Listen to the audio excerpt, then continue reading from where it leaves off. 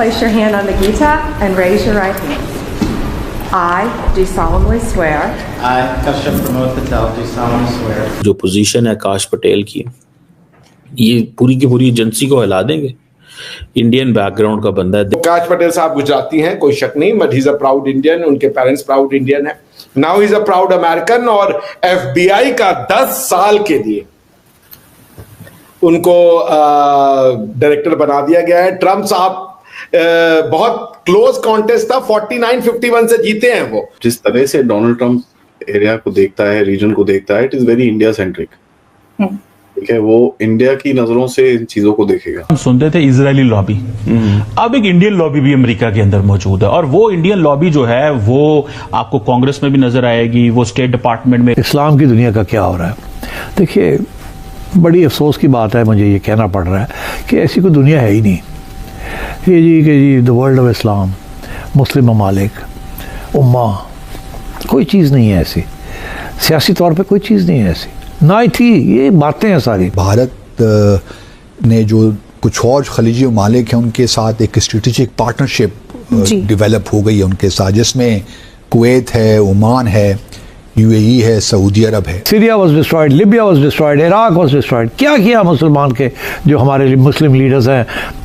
Egypt उनके साथ चला गया, जॉर्डन उनके साथ चला गया, UAE उनके साथ चला गया। तो क्या रह गया आपके पास? जिनके पास 4 पैसा है वो उधर चले गए। दोस्तों, फाइनली काश पटेल बन गए हैं अमेरिका के FBI डायरेक्टर, जिसकी बात पिछले कुछ महीनों से काफ़ी ज़्यादा की जा रही थी। और कल उन्होंने FBI डायरेक्टर की स्वेरिज सेरेमनी में पार्टिसिपेट किया। उन्होंने पवित्र ग्रंथ गीता पर हाथ रखकर ओथ ली है।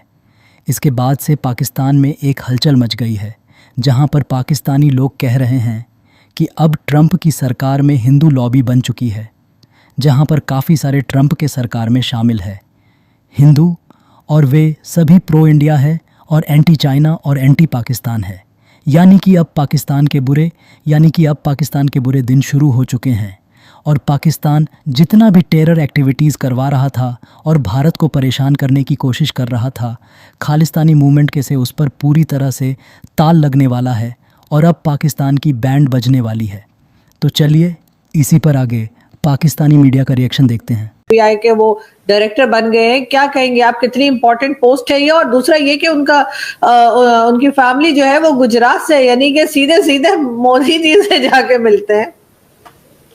हाँ, नहीं, काश पटेल साहब गुजराती हैं, बट वो ईस्ट अफ्रीका से हैं, युगांडा से बेसिकली। उनका परिवार युगांडा में था, और उसके बाद जब ईदी अमीन के समय में जो एंटी इंडिया ड्राइव चलाई गई, जिसमें इंडियंस को मारा गया, प्रोसिक्यूट किया गया और उनको वहां से निकाला गया, तो क्षमा कीजिएगा, उसमें उनकी फैमिली भी थी। और उनकी फैमिली भाग करके फिर यहाँ आई, क्या नाम है, अमेरिका। और फिर अमेरिका में वो लोगों ने अपना नया देश बनाया, और आज काश पटेल गुजरात से भी सर उनका बताया जा रहा था। They are Gujarati originally, ancestor उनकी गुजरात के हैं। उनके माता पिता भी उनके अभी जो स्वेरिंग इन सेरेमनी में गुजरात से गए थे। तो देखिए, भारतीय तो once an Indian always an Indian. आप दुनिया में कहीं भी रह जाइए, 400 साल 500 साल, इंडियन अपना रूट नहीं छोड़ता। तो वो गुजराती हैं, तो अपने मम्मी पापा को जय श्री कृष्णा ही ग्रीट करते हैं वो आज भी। तो वो गुजराती हैं, इसमें कोई शक नहीं। और मेरे लिए तो गुजराती नहीं, भारतीय हैं। जब वो इंडिया से बाहर चले गए तो फिर भारतीय हो जाते हैं सब। गुजराती एक लोकल आइडेंटिटी है, जो बस इंडिया में वोट कास्ट करने तक ही इसकी वैल्यू है। बाकी India is one for every Indian, चाहे वो आप नागालैंड से हो, चाहे वो आप तमिलनाडु से हो, चाहे आप यूपी बिहार से हो, कहीं से भी हो, कश्मीर से हो, मणिपुर से, कोई फर्क नहीं पड़ता यहाँ पे। एक वक्त होता था, हम सुनते थे इजरायली लॉबी, अब एक इंडियन लॉबी भी अमेरिका के अंदर मौजूद है, और वो इंडियन लॉबी जो है वो आपको कांग्रेस में भी नजर आएगी, वो स्टेट डिपार्टमेंट में जो प्रेसिडेंट आता है वो बहुत सारी एग्जीक्यूटिव जो है, executive head of the government state जो है वो अपॉइंटमेंट्स करते हैं, उनमें भी आपको नजर आएंगे। फॉर एग्जांपल, आपने तुलसी गैबर्ट को देखा, जो मोदी साहब की दोस्त हैं। पहले नरेंद्र मोदी जब गए हैं, अभी तो पहली मुलाकात right after the confirmation of the senate Tulsi Gabbard ने मोदी साहब से की। और तुलसी गैबर्ट नाज़रीन वो डायरेक्टर नेशनल इंटेलिजेंस है, 22-24 महकमे है उसके अंदर, सारी की सारी 18 जो एजेंसियां वो उनके नीचे हैं। फिर काश पटेल FBI के हेड है। फिर जो अभी जिस बंदे ने डोनाल्ड लू को रिप्लेस किया, ठीक है जी, मशहूर डोनाल्ड लू को रिप्लेस किया, इज ऑल्सो साउथ एशियन। वो 4 किताबें लिख चुके हैं, उनमें 2-3 पाकिस्तान के खिलाफ उन्होंने लिखी हुई हैं। सो एक इंडियन लॉबी की बहुत बड़ी प्रेजेंस है वहां पे, और उसकी वजह यह है कि वो इंडिया जो है वो अमेरिका को महसूस कराता है कि हम उसी तरह दुनिया को देखते हैं जिस तरह आप देखते हैं।